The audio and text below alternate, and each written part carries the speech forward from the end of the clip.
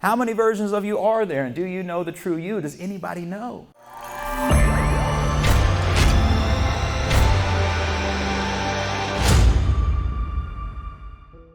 I didn't know how to deal with my emotions, so I did what everybody else was doing. I stayed distracted.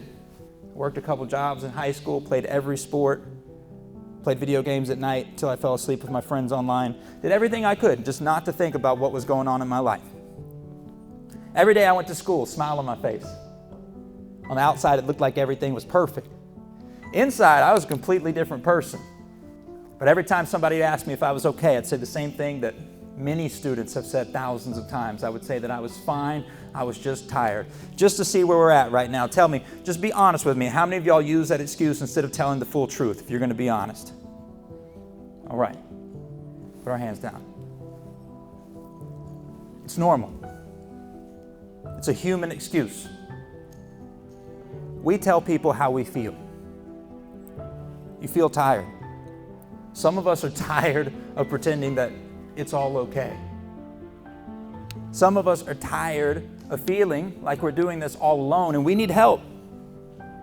And some of us are like, well, yeah, Jared, but I'm not sleeping at night. That's why I'm tired. Well, what's keeping you up?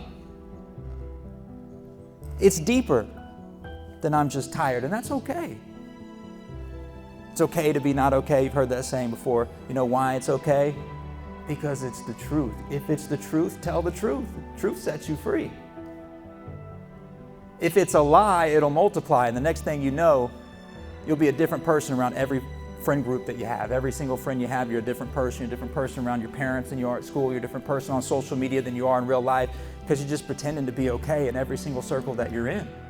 Pretending to fit in everywhere you go and not being yourself. How many versions of you are there, and do you know the true you? Does anybody know?